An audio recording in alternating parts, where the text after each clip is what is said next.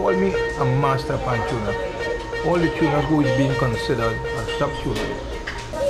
Right, well, I work with lots of steel bands, and I'm a well-known tuner around Port of Spain, like my San Fernando and Tobago and Antigua.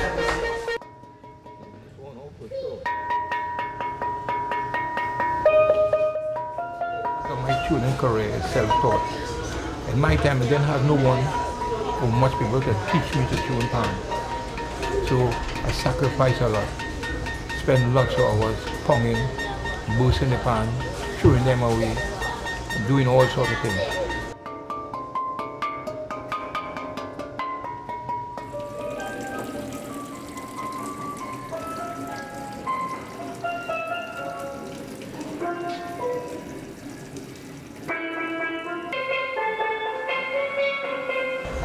So by the time I reached 13, going 14, the panting started with me.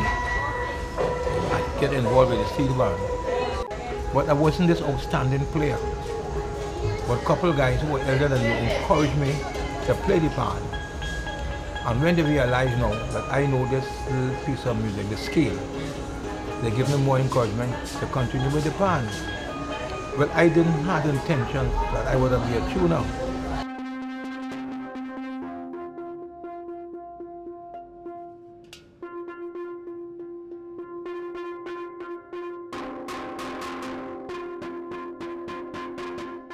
Le métier d'accordeur présente à Trinidad tout le charisme socialement attaché aux fonctions rituelles de celui qui, comme un grand sorcier, peut transformer un bidon de ferraille en un instrument de percussion mélodique.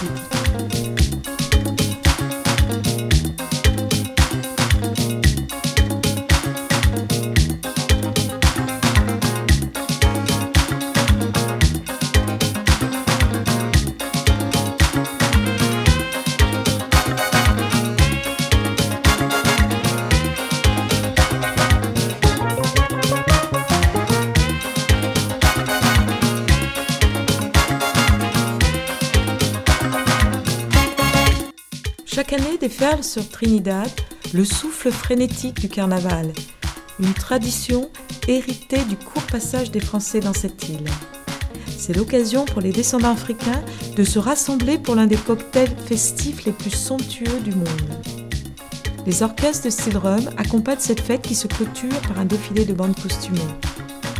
Trinidad présente l'originalité d'avoir bâti son identité sociale et culturelle autour d'un phénomène musical, les steel bands, qui fascinent le voyageur de passage.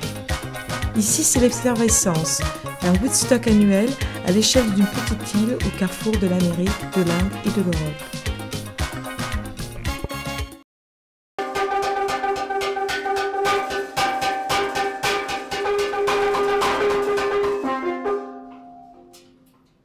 J'étais passionné de lutherie, je voulais fabriquer des guitares à l'époque et enfin, la fabrication des instruments en général m'intéressait et en fait c'est quand j'ai vu pour les premières fois donc, cet instrument, c'est comme beaucoup de personnes ça m'a beaucoup surpris et puis j'avais vraiment envie d'en avoir un et le principe de l'instrument, même si c'était un peu énigmatique parce qu'on ne sait pas vraiment quand on le voit comment c'est fait. Donc c'est vraiment ça qui m'a poussé à essayer de faire un instrument et puis de fil en aiguille à devenir fabricant de steel drum traditionnel. Donc c'était un bidon qui à l'origine était plat. Donc cette cuve en fait que l'on voit sur laquelle sont disposées les notes, elle a été martelée très longtemps en fait pour arriver justement à étirer le métal, avoir cette cuvette puisque le métal s'étire. Sur cette cuve en fait on a tracé des notes avec des gabarits de traçage qui vont correspondre. Ben là par exemple on a un Fa. On sait que pour avoir un Fa il faut une longueur, une largeur minimum, une surface minimum pour qu'elle puisse sonner. Donc on dispose de ces notes selon une séquence qui est plus ou moins standardisée maintenant, du moins pour cet instrument qu'il est, on va dire. Et en fait pourquoi ça sonne, c'est parce que c'est l'opposition en fait entre le fond qui est complètement rond, même entre les notes, et les notes qui sont légèrement convexes, c'est-à-dire elles sont pas plates mais elles sont légèrement bombées.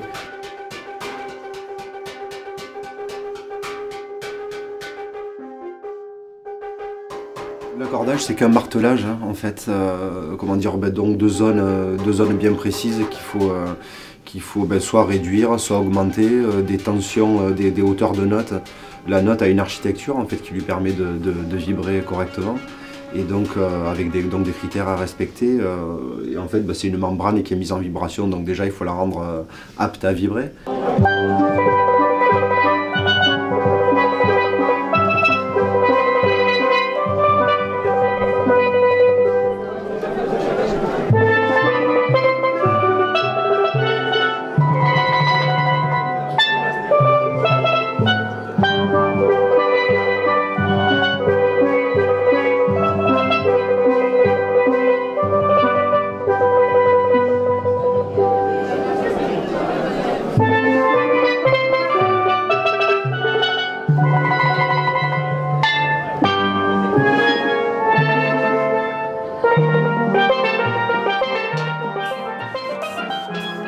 En France, une poignée de passionnés tente de promouvoir steel band, carnaval et calypso.